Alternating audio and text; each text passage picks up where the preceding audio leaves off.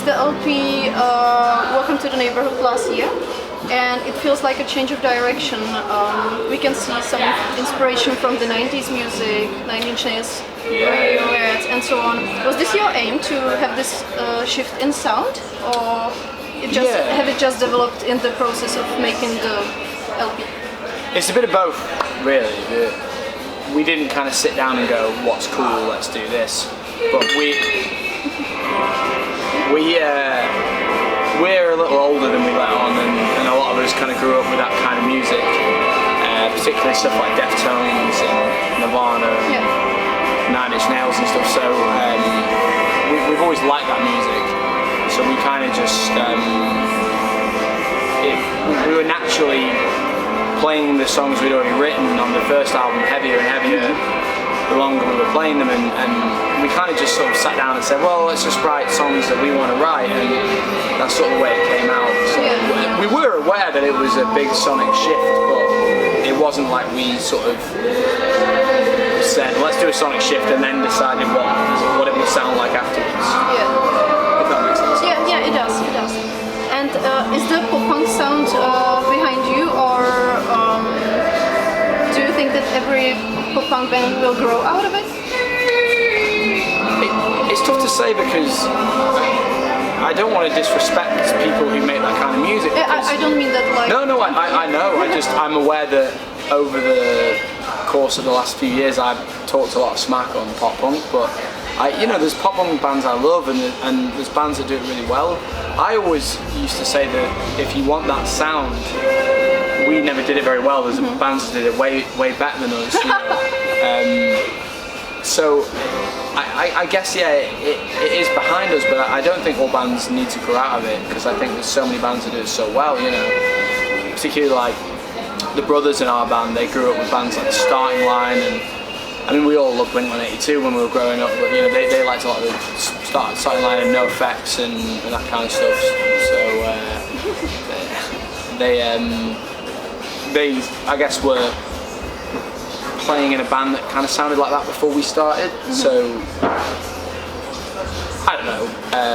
That's kind of the music we played at the time, but we're definitely done with that vibe. But I don't want to say that it's silly and that no one that we should look down on that, because there's bands that I watched NoFX play at Slam Dunk a few weeks ago, and it was fucking awesome.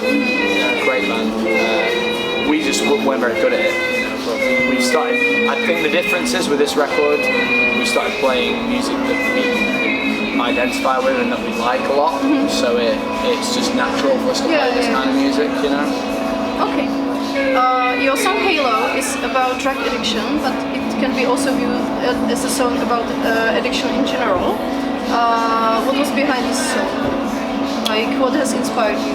I think so. We wrote the album when we'd been at home for a while, and we come from quite a poor area. So I was seeing a lot of. I mean, it's not new to me. I've grown up seeing it a lot. It's just kind of in front of you all the time, But I think we wrote this whole record at a time when I wonder how much that's going to pick up on the mic. Probably quite a lot. I don't know, but it will be interesting. We'll see. I can send you the link. Yeah, I'm interested. Just really working on that note. It was written at a time when I think our country and America and a lot of other countries were going through something, and still are going through something very toxic, both politically and culturally. And I think that drug addiction was quite an easy metaphor to summarise a complicated issue, and admittedly something that I'm no expert on. I don't know loads about it, but it's just I've travelled the world a few times now, and I'm just kind of calling things as I see them a little bit. So the home of the album is our hometown for sure. So on the surface, it is a song about drug addiction, but the song as a whole is about toxic behaviour. So it's more about our generation, about how we have attention spans this big, about how we crave dopamine kicks through things like Instagram likes, and then that also transpires to things like drinking and drugs and all sorts of stuff. It's about negative behaviour patterns as a whole, really. So, but I think that the imagery of drug addiction sells the idea a little bit better, because I wrote this. I saw somebody that I knew growing up, who I used to go to parties with on the streets with a needle in his arm, and I was like, oh shit, like, what happened to that guy? And I spoke to my mate and he's like, yeah, you know, he got kicked out of his house and now he's a smacker. And that inspired me to write the song, but I wanted to write about this bigger issue, so I wanted to use that as a metaphor, but I don't want to sort of try and cheapen the subject of heroin addiction. It's obviously very serious, but yeah, I don't know. It's kind of a complex song, and I'm possibly not intelligent enough to articulate it as well as it should be. I get it. But yeah, I get the idea. the idea was for if you can identify with it in any way, then that's the goal. Okay. I want to ask what's up with British bands and some hate issues, because you have a song named Hate You, Frank Carter and the Rattlesnakes, they have a song named I Hate You. Which is much better than our song. It's a great song. I love both. And is it a coincidence, or does British bands have some problems with Brits? I think, without trying to go into a political debate, I think if you're a young person in Britain right now, you have a lot of reasons to be angry. Yeah. I know that Frank's song is written about himself.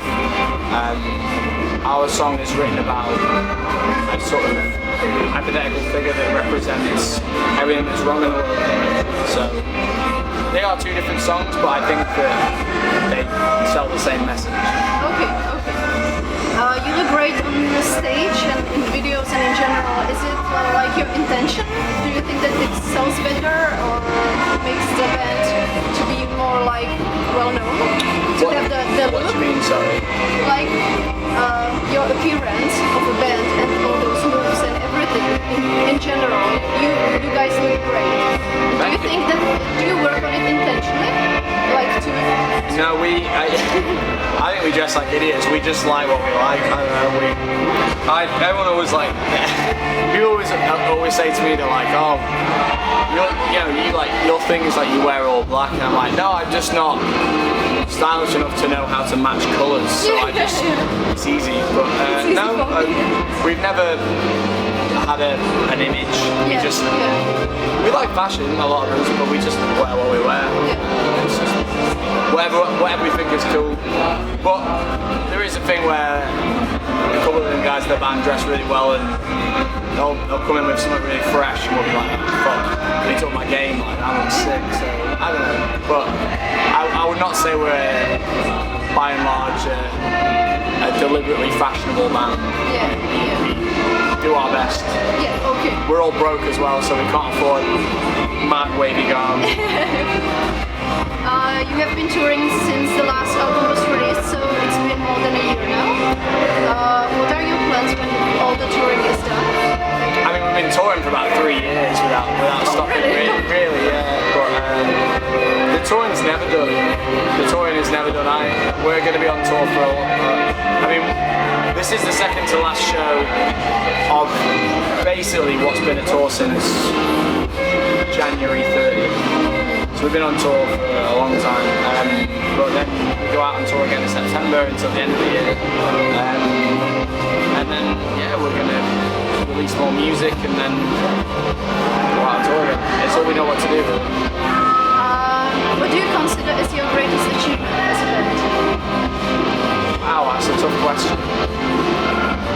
I mean, there's been highlight moments that have really made me kind of reflect on what we have done. It'd be hard to pinpoint like a specific achievement. I couldn't give you like a number of albums sold or tickets sold, but I don't know. I think we're just at a point now where we have a very, very dedicated fan base of people that are really cool and are intelligent and respectful and passionate.